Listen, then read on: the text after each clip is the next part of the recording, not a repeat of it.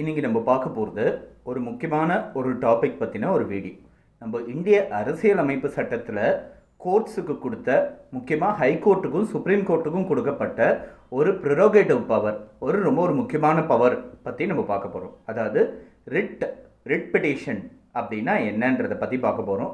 அது நேரடியாக ஹைகோர்ட்டில் ஃபைல் பண்ணி என்ன மாதிரி ரெமெடிஸை எடுக்க முடியும், என்னெல்லாம் ரிட் பெட்டிஷன்ஸ் கான்ஸ்டியூஷனை மென்ஷன் ஆயிருக்கு அப்படின்றத பற்றி நம்ம பார்க்க போகிறோம். இதை ஃபைல் பண்ணுறதுனால என்னெல்லாம் பெனிஃபிட்ஸ் எடுக்க முடியுன்றதை பற்றி ப்ரீஃபாக இன்றைக்கி நம்ம பார்க்க போகிறோம். தொடர்ந்து வர வீடியோஸில் ரிட் பெட்டிஷன் சம்மந்தப்பட்ட நிறைய ஜூரிஸ்ப்ருடென்ஷியல் ஆஸ்பெக்ட்ஸை நம்ம பார்க்க போகிறோம். அதாவது லோக்கஸ் ஸ்டாண்டி பற்றினது, இல்லை மற்ற விஷயங்கள் பற்றினதெல்லாம் ரிட் பெட்டிஷன் சம்மந்தப்பட்ட நிறைய ஜூரிஸ்ப்ருடென்ஷியல் ஆஸ்பெக்ட்ஸை நம்ம அடுத்தடுத்த வர வீடியோஸில் பார்க்க போகிறோம். இன்றைக்கி ஒரு இன்ட்ரடக்ஷன். ரிட் பெட்டிஷன்னா என்னென்ன டைப்ஸ் ஆஃப் ரிட்ஸ் இருக்குது, ரிட்ஸில் என்னெல்லாம் ஆர்டர்ஸ் கேட்க முடியுன்றதுக்கு ஒரு ரஃப்பான ஒரு ஐடியா கொடுக்குற மாதிரி இந்த வீடியோ இருக்கும். நான்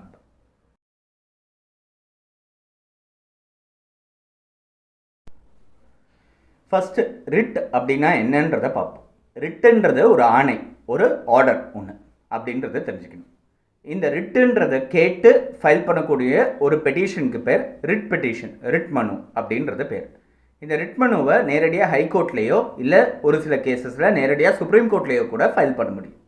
ஸோ இந்த ரிட் பெட்டிஷனுன்றதை எந்த நேரத்தில் ஃபைல் பண்ண முடியும் அப்படின்றது பார்த்தோம்னா, ஹைகோர்ட்டில் ஃபைல் பண்ணுறது ஒரு ஜீவாதார உரிமை, அது மட்டும் இல்லாமல் அரசியலமைப்பு சட்டத்தில் கொடுக்கப்படுற எந்த விதமான ஒரு உரிமைக்கு பங்கம் வந்ததுனாலும் ஹைகோர்ட்டில் நேரடியாக ஒரு ரிட் பெட்டிஷன் ஒன்று ஃபைல் பண்ண முடியும். சுப்ரீம் கோர்ட்டை பொறுத்த வரைக்கும் ஒரு ஜீவாதார உரிமை, அதாவது கான்ஸ்டியூஷனில் ஜீவாதார உரிமைன்றது பார்ட் 3ல் இருக்குது. ஒரு சில ஃபண்டமெண்டல் ரைட்ஸ் அப்படின்னு சொல்லுவாங்க, அது கொடுக்கப்பட்டிருக்கு. ஃபண்டமெண்டல் ரைட்ஸ் பாதிக்கப்பட்டது அப்படின்னா சுப்ரீம் கோர்ட்டில் மட்டும் டைரெக்டாக ஃபைல் பண்ண முடியும்.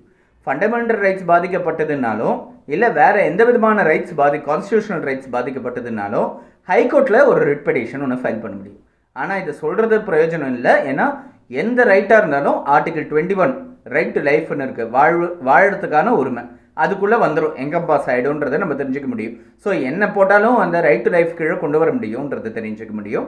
ஆனால் ஒரு ரைட்டுன்றது பாதிக்கப்பட்டதுன்னா ஹைகோர்ட்டில் ஒரு ரிட் பெட்டிஷன் ஒன்று ஃபைல் பண்ண முடியும். அதுக்கு ஒரு சில கண்டிஷன்ஸ் இருக்குது. ஃபஸ்ட்டு இந்த ரிட் பெட்டிஷன்ஸில் நிறைய வகைகள் கொடுக்கப்பட்டிருக்கு. இந்த வகைகள்னு பார்த்தோன்னா ரிட் ஆஃப் ஹெபியஸ் கார்பஸ்னு கொடுக்கப்பட்டிருக்கு, மேண்டமஸ், சர்ஷியோரரி, ப்ரோஹிபிஷன், குவோவாரண்டோ. இந்த 5 டைப்ஸ் கான்ஸ்டியூஷனில் மென்ஷன் பண்ணப்பட்டிருக்கு. இது மென்ஷன் பண்ணப்படாத டைப்ஸ் ஒரு சிலது இருக்குது. ரிட் ஆஃப் டிக்ளரேஷன் அப்படின்றது இருக்குது, ரிட் ஆஃப் ரெஸ்டிடியூஷன் அப்படின்றது இருக்குது, அப்படின்னு நிறைய டைப்ஸ் இருக்குது. அந்த ரிட் பெட்டிஷன்ஸில் நிறைய நாட்டில் இருக்கக்கூடிய நிறைய கோர்ட்ஸ் சப்மிட் கொடுக்கக்கூடிய ஒரு ரிட், அந்த ஆர்டர் பண்ணக்கூடிய ரிட்ஸ் இருக்குது. நிறைய டைப்ஸ் இருக்குது.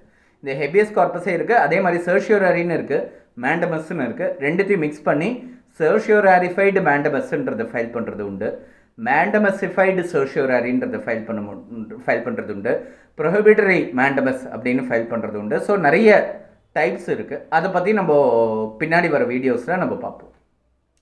இப்போ பேசிக்காக ரிட் ஆஃப் ஹெபியஸ் கார்பஸ்னால் என்ன அப்படின்றத ஃபஸ்ட்டு நம்ம தெரிஞ்சுக்குவோம். ரிட் ஆஃப் ஹெபியஸ் கார்பஸ் அப்படின்றது ஆக்சுவலாக அதுக்கான ஃபுல் வேர்ட்ஸ் பார்த்தோன்னா writ of habeas corpus cum causa அப்படின்றது இருக்கும். ஹேபியஸ் கார்பஸ்னால் ப்ரொடியூஸ்ட் பாடி, அதாவது அந்த உருவத்தை கோர்ட் முன்னாடி நிறுத்துறது அப்படின்றது இருக்குது. அதாவது ரிட் ஆஃப் ஹெபியஸ் கார்பஸ்ன்றது தமிழில் சொல்லப்போனால் ஆட்கொளர் மனு அப்படின்னு சொல்லுவாங்க. நிறைய சினிமாவில் இது ரொம்ப காமன். ஒருத்தர் டீடைன் பண்ணப்பட்டிருக்காரு அப்படின்னா 24 மணி நேரத்துக்குள்ளே கோர்ட்டுக்கு முன்னாடி நிறுத்தலை அப்படின்னா ஹெபியஸ் கார்பஸ் பெட்டிஷன் ஃபைல் பண்ணுறதுன்றது ரொம்ப காமன். அதே மாதிரி இதனோட எக்ஸ்டென்சிவ் யூஸ் நம்ம பார்த்தோன்னா ஒரு சைல்டு கஸ்டடி கேசஸ்லாம் ஹெபியஸ் கார்பஸ் ஃபைல் பண்ணுறது உண்டு. குழந்தை எங்கே இருக்குன்ற கஸ்டடி கேசஸ்லாம். இல்லைன்னா ஒருத்தர் காணாமல் போயிட்டார், அவர் கொண்டு நிறுத்த வேண்டியது போலீஸோட கடமை அப்படின்றது இருக்கும்போது ஹெபியஸ் கார்பஸ் ஃபைல் பண்ணுறதுன்றது உண்டு. ஸோ நிறைய அவங்க டிடென்ஷனில் தான் இருக்கணுன்ற அவசியம் இல்லை, அவங்க கொண்டு நிறுத்தத்துக்கான ஒரு வழிபாடு. ஸோ இந்த ஹெபியஸ் கார்பஸ்ன்றதை நம்ம பார்த்தோன்னா ஹெபியஸ் கார்பஸ் கம் காசா அப்படின்னு சொன்னேன்.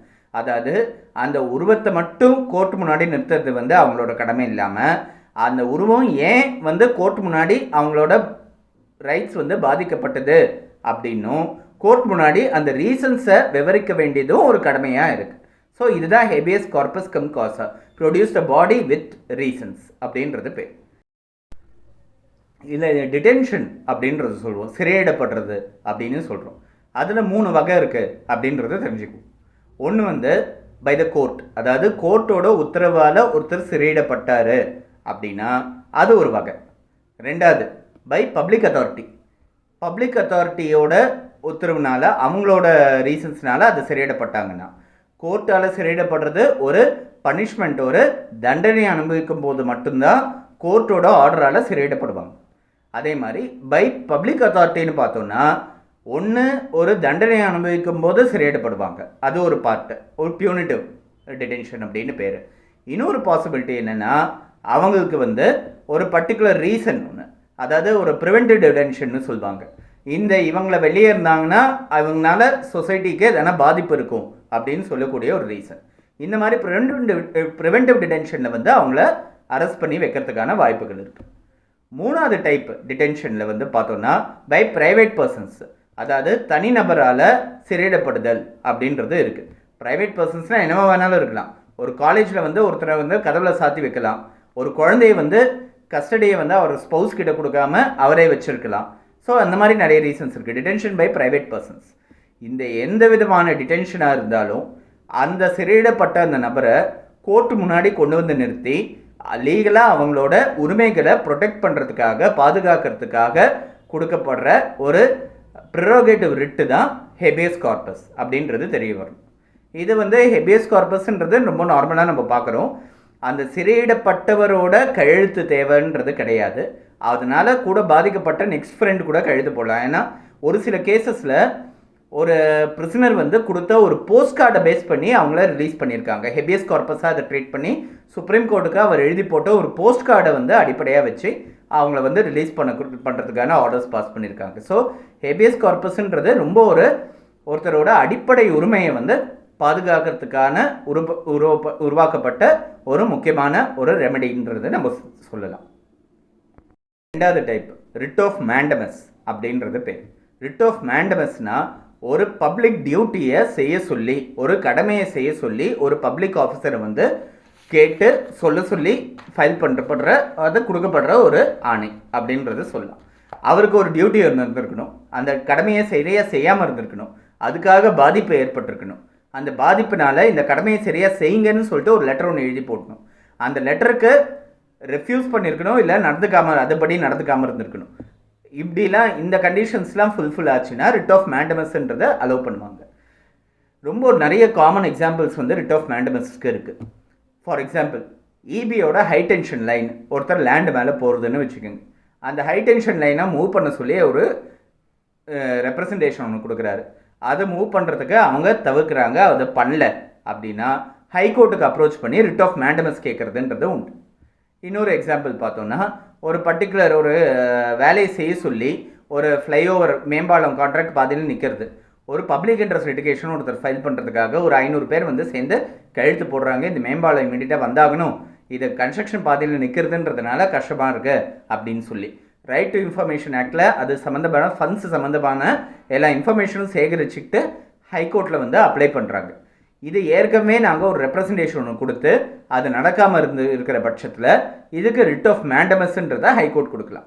எந்த பப்ளிக் டியூட்டியாக இருந்தாலும் செய்ய சொல்லி ஹைகோர்ட் வந்து சொல்கிறது, இல்லை சுப்ரீம் கோர்ட் சொல்கிறதுனா ஃபார் தட் மேட்டர், அது ரிட் ஆஃப் மேண்டமஸ் அப்படின்றத சொல்லணும். இதை செய்யுங்க அப்படின்னு சொல்கிறது இது எல்லா பப்ளிக் அத்தாரிட்டிக்கும் சரி, கோர்ட்டுக்கும் சரி பொருந்தும். ஒருத்தரோட டியூட்டி ஒருத்தரை செய்ய வைக்கிறது அப்படின்றது இருந்ததுன்னா அவங்கள அந்த வேலையை செய்ய சொல்லி கேட்டு ஃபைல் பண்ணக்கூடிய ஒரு ரிட் பெட்டிஷனுக்கு பேர் ரிட் ஆஃப் மேண்டமஸ் அப்படின்றது பேர். ஒரு கீழ்கோர்ட்டு சட்டத்துக்கு புறம்பா இல்லை அவங்களுக்கு இல்லாத ஒரு வரமுறையில் அவங்க நடந்துக்கிறாங்க தான், ஜூரிஸ்டிக்ஷன் இல்லாத ஒரு விஷயத்துக்கு அவங்க வந்து ஆக்ஷன் எடுத்துகிட்டு இருக்காங்க. கோர்ட்டாக இருக்கலாம், இல்லை ட்ரிபியூனலாக இருக்கலாம். அப்படி எதனா நடந்துக்கிறாங்க அப்படின்னா அவங்கள தடுத்து நிறுத்தத்துக்காக ஃபைல் பண்ணக்கூடிய ரிட் பெட்டிஷன்ன்றது ஒன்று இருக்குது. அதுக்கு பேர் ரிட் ஆஃப் ப்ரொஹிபிஷன் அப்படின்றது பேர். தடை கேட்டு நிறுத்துங்க, இதை செய்யாதீங்க, உங்களுக்கு இதை செய்யறதுக்கான அதிகாரம் இல்லை அப்படின்னு சொல்லக்கூடிய ஒரு ரிட் பெட்டிஷனுக்கு பேர் ரிட் ஆஃப் ப்ரொஹிபிஷன்னு பேர். இதுக்கு ஒரு கேஸ் ஒன்று இருக்குது, Sew Pujan Rai versus collector of கஸ்டம்ஸ்னு சொல்லி பழைய கேஸ் 1958. என்ன இது என்னென்னா, ஒருத்தர் வந்து கோல்டு ஸ்மகிள் பண்ணுறாரு, ஸ்மகிள் கோல்டு வந்து மாட்டிக்கிறாரு, ஸ்மக்லிங் பண்ணிட்டு இருக்கும்போது மாட்டிக்கும் போது அவங்களுக்கு வந்து கஸ்டம்ஸ் வந்து ஒன்று சொல்கிறாங்க, நீங்கள் இந்த ரெசிடென்ஷியல் இந்த கோல்டுக்கான டேக்ஸையும் ஃபைனையும் நீங்கள் பே பண்ணால் நான் வந்து உங்களுக்கு எக்ஸ்கியூஸ் பண்ணிடுறோம் அப்படின்னு சொல்லிட்டு கஸ்டம்ஸ் வந்து ஒரு ஆர்டர் ஒன்று பாஸ் பண்ணுறாங்க. ஒரு சில ப்ரொசீடிங்ஸ் நடக்கிறது அவர் மேலே. இதில் ஒரு சில கண்டிஷன்ஸ் நிபந்தனைகள் கொடுக்குறாங்க கஸ்டம்ஸ். அந்த கண்டிஷன்ஸ் கொடுக்கறதுக்கான அதிகாரம் கஸ்டம்ஸ் கிட்ட கிடையாது அப்படின்றது இருக்குது. ஸோ இந்த பாதிக்கப்பட்ட நபர் என்ன பண்ணுறாரு, நேரடியாக ஒரு ரிட் மனு ஒன்று ஃபைல் பண்ணிவிட்டு இந்த கண்டிஷன்ஸ் இம்போஸ் பண்ணுறதுக்கான அதிகாரம் மட்டும் உங்களுக்கு கிடையாது, ஸோ இந்த நிபந்தனைகளை நீக்கிடுங்க, மிச்சம் இருக்கிற கண்டிஷன்ஸ்லாம் நீங்கள் நடந்துக்கிறதுக்கான அதிகாரம் இருக்குது, அதுக்கு நான் கட்டுப்படுறேன் அப்படின்னு சொல்லிட்டு ஒரு ரிட் பெட்டிஷன் ஒன்று ஃபைல் பண்ணுறாரு. அந்த ரிட் ஆஃப் ப்ரொஹிபிஷன் ஏற்றுக்கிட்டு ரிட் ஆஃப் ப்ரொஹிபிஷன் இஷ்யூ பண்ணி ஒரு சில அந்த வயலேட் பண்ணக்கூடிய அந்த நிபந்தனைகளை மட்டும் ஸ்ட்ரைக் ஆஃப் பண்ணி கோர்ட் வந்து ஆர்டர் பாஸ் பண்ணியிருக்கு. இது வந்து சேவ்புஞ்சன் ராய் வர்சஸ் கலெக்டர் ஆஃப் கஸ்டம்ஸ்னு ஒரு கேஸ். இதுலேருந்து ரிட் ஆஃப் ப்ரொஹிபிஷன்றது என்னன்றது நம்ம தெரியணும். இது அவ்வளோ காமனான ஒரு ரிட் பெட்டிஷன் இல்லைனாலும் ரொம்ப ஒரு முக்கியமான ஒரு ரிட் பெட்டிஷன். ஏன்னா ஒருத்தரை வந்து ஒரு அத்தாரிட்டியை மீறி நடந்துக்கிறாங்க அப்படின்னா அவங்கள தடுத்து நிறுத்துறதுக்கு, அத்தாரிட்டியை மீறி நடந்துக்கிறாங்கன்னா அந்த தேவையான ப்ரொசீஜர் படி நடந்துக்கலைனாலும் அந்த அத்தாரிட்டியை வரம்பு மீறி நடந்துக்கிறாங்கன்னு அர்த்தம். ப்ரொசீஜர்னால் என்ன அர்த்தம், இயற்கை நியதிக்கு கட்டுப்பட்டு பிரின்சிபல் ஆஃப் நேச்சுரல் ஜஸ்டிஸ்க்கு கட்டுப்பட்டு தான் நடந்துக்கிறாங்களேன்னா சரி. அப்படி இல்லைன்னா ரிட் ஆஃப் ப்ரொஹிபிஷன் ஃபைல் பண்ணி அந்த ப்ரொசீடிங்ஸ் நிலுவையில் இருக்கும்போது அதை நிறுத்தத்துக்கான வழி இருக்குது. இதுக்கு பேர் தான் ரிட் ஆஃப் ப்ரொஹிபிஷன் இஷ்யூ பண்ணி அந்த நடந்துருக்கக்கூடிய ப்ரொசீடிங்ஸை தடை செய்யறதுக்கு. முடிஞ்சு போச்சுன்னா அது வேறு விஷயம். நடந்துருக்கக்கூடிய ப்ரொசீடிங்ஸை தடை பண்ணுறதுக்கு ரிட் ஆஃப் ப்ரொஹிபிஷன் இஷ்யூ பண்ணலாம். 4வது வகை ரிட் ஆஃப் சர்ஷியோரரி. அதாவது இது வந்து ரிட் ஆஃப் ப்ரொஹிபிஷன் பார்த்தோன்னா நடந்திருக்கக்கூடிய ஒரு நடவடிக்கையை தடுத்து நிறுத்தத்துக்காக கொடுக்கப்படுற ஒரு ரிட். ரிட் ஆஃப் சர்ஷியோரரினா முடிச்சு கொடுக்கப்பட்ட ஒரு ஆர்டரை ஒரு ஜுடிஷியல் இல்லை குவாசி ஜுடிஷியல் அத்தாரிட்டி கொடுத்த ஒரு ஆர்டரை, ஒரு தீர்மானத்தை இல்லை ஒரு ஆணையை வந்து ரிட் கோர்ட் முன்னாடி, அதாவது ஹைகோர்ட் முன்னாடியோ சுப்ரீம் கோர்ட் முன்னாடியோ சேலஞ்ச் பண்ண முடியும். இதுக்கு பேர் ரிட் ஆஃப் சர்ஷியோரரின்னு பேர். இந்த ரிட் ஆஃப் சர்ஷியோரரியோட சிறப்பு அம்சம் என்னென்னா எல்லா குவாஷ் பெட்டிஷன்ஸும் பெரும்பாலும் பார்த்தீங்கன்னா ரிட் ஆஃப் சர்ஷியோரரி தான். ஒரு ஆணை ஒன்று இருக்குது, அது தவறான முறையில் வந்து கொடுக்கப்பட்டிருக்கு, இமீடியட்டாக அதை நிறுத்துங்கன்னு சொல்லி. அந்த ஆர்டரில் இல்லீகாலிட்டி இருந்ததுன்னா ரிட் ஆஃப் சர்ஷியோரரி ஃபைல் பண்ணலாம். ஆர்டர் எடுத்த நடவடிக்கையில் இல்லீகாலிட்டி இருந்ததுன்னா ரிட் ஆஃப் ப்ரொஹிபிஷன் ஃபைல் பண்ணலாம். ரெண்டுத்துக்கும் டிஃப்ரென்சஸ் இருக்குது. ப்ரொஹிபிஷனை பொறுத்த வரைக்கும் நடவடிக்கை மேலே, இதை பொறுத்த வரைக்கும் ஆர்டர் மேலே. பட் இந்த ப்ரொஹிபிஷனுக்கும் சர்ஷியோரரிக்கும் மற்ற விஷயங்கள்லாம் எல்லாம் சிமிலர். அதாவது கீழே இருக்கக்கூடிய ஒரு கோர்ட்டோ இல்லை ஜுடிஷியல் இல்லை குவாசி ஜுடிஷியல் அத்தாரிட்டி இல்லை ட்ரிபியூனல் மேலே தான் ரிட் ஆஃப் ப்ரொஹிபிஷன் அல்லது ரிட் ஆஃப் சர்ஷியோரரி இஷ்யூ பண்ண முடியுன்றதை தெரிஞ்சுக்க வேண்டியது. ரெஜிஸ்ட்ரேஷன் டிபார்ட்மெண்ட் மேலே ஒரு ரெஃப்யூசல் ஸ்லிப் மேலே ஃபைல் பண்ணக்கூடிய ரிட் பெட்டிஷன்ஸ் எல்லாமே ரிட் ஆஃப் சர்ஷியோரரி தான். ரிட் ஆஃப் மேண்டமஸ் கிடையாது. யூஸ்வலாக ரிட் ஆஃப் சர்ஷியோரரி. ஒரு சில கேசஸில் ரிட் ஆஃப் சர்ஷியோராரிஃபைட் மேண்டமஸ். இந்த ஆர்டரை வந்து நீக்கிட்டு அதே மாதிரி நான் சொல்ல வேண்டிய அவங்க செய்ய வேண்டிய காரியத்தை செய்ய சொல்லி கேட்ட ஒரு உத்தரவு, அதாவது ரிட் ஆஃப் சர்ஷியோராரிஃபைட் மேண்டமஸ் அப்படின்றத சொல்ல முடியும். ஸோ இது ரிட் ஆஃப் சர்ஷியோரரியை பற்றி. 5வது வகை அரசியலமைப்பு சட்டத்தில் கொடுக்கப்பட்ட ஒரு ரிட். அது என்னென்னா ரிட் ஆஃப் கோ வாரண்டோ. கோ வாரண்டோனா எந்த அதிகாரத்தில் அப்படின்றத அர்த்தம். உங்களுக்கு அதிகாரம் என்ன அப்படின்றத அர்த்தம். இது வந்து ஒரு பப்ளிக் ஆஃபீஸ் ஒன்று இருக்குதுன்னு வச்சுக்கோங்க. ஒரு யூனிவர்சிட்டி வைஸ் சான்சலர் இல்லைன்னா ஒரு பஞ்சாயத்து போர்ட் பிரசிடெண்ட்டாக கூட இருக்கலாம் அந்த விஷயத்துக்கு. இல்லை ஒரு பப்ளிக் ஆஃபீஸ் ஹோல்ட் பண்ணுற ஒருத்தர் எந்த அதிகாரத்தில் நீங்கள் இங்கே இருக்கீங்க, அதாவது அங்கே இருக்க தகுதி இல்லாத ஒரு நபர் வந்து அங்கே இருக்கார் அப்படின்னா அவங்கள நீக்கிறதுக்கு கேட்டு ஃபைல் பண்ணக்கூடிய ஒரு ரிட் பெட்டிஷனுக்கு பேர் ரிட் ஆஃப் கோ வாரண்டோ.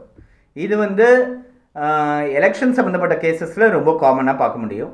அதே மாதிரி ஒரு சில நிறைய கேசஸில் வந்து இந்த ஒரு பப்ளிக் ஆஃபீஸ் சம்மந்தப்பட்ட கேசஸில் இது ரொம்ப காமனாக பார்க்க முடியும். ஆனால் பேசிக்காக இந்த 5 ரிட்டில் பார்த்தோன்னா ரிட் ஆஃப் கோ வாரண்டோ தான் இருக்கிறதுலே ரேராக பயன்படுத்தப்படக்கூடிய ரிட் பெட்டிஷன்ஸ்னு நம்மளால் சொல்ல முடியும். இதுக்கு ரொம்ப ஒரு ஃபேமஸ் ஒரு கேஸ் ஒன்று இருக்குது. யூனிவர்சிட்டி ஆஃப் மைசூர் வர்சஸ் கோவிந்தராவ்னு 1965 சுப்ரீம் கோர்ட் ஜட்ஜ்மெண்ட்.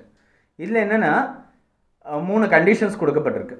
ஒரு பர்சன் வந்து ஹோல்ஸ் இண்டிபெண்ட் பப்ளிக் ஆஃபீஸ், அந்த பப்ளிக் ஆஃபீஸ்னால ஹி கெட்ஸ் சப்ஸ்டாண்டிவ் பவர் அப்படின்னா அவங்கள வந்து நீக்க சொல்லி கேட்டு அதை வந்து அவங்களுக்கு அது மேலே எந்த விதமான டைட்டிலும் இல்லை அப்படின்னா அவங்க நீக்க சொல்லி கேட்டு ஒரு கோவாரண்டோ பெட்டிஷன் ரிட்டு ஒன்று கொடுத்து அந்த நீக்கிறதுனால அவங்க வந்து அந்த பவர்லேருந்தும் அந்த அதிகாரத்துலேருந்தும் அவுஸ்ட் பண்ணுறதுக்கான வழி இது அப்படின்னு. ஸோ இதுக்கான கண்டிஷன்ஸ் வந்து இண்டிபெண்ட் பப்ளிக் ஆஃபீஸ், அதாவது பப்ளிக் ஆஃபீஸ் ஒன்று வச்சுருக்கணும்.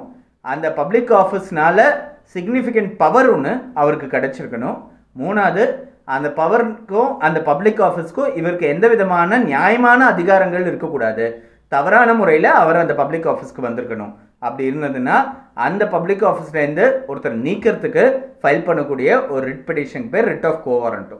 சாதாரணமாகவே ரிட் ஆஃப் கோ வாரண்ட் என்னென்னா எந்த அதிகாரத்தில் இந்த செஞ்சீங்க, இல்லை எந்த அதிகாரத்தில் இங்கே இருக்கீங்க அப்படின்னு கேட்கக்கூடிய ஒரு டிஃப்ரெண்ட்டான ரொம்ப முக்கியமான ஒரு ரிட் பெட்டிஷன் வந்து ரிட் ஆஃப் கோ வாரண்டோ அப்படின்றத நம்ம சொல்ல முடியும்.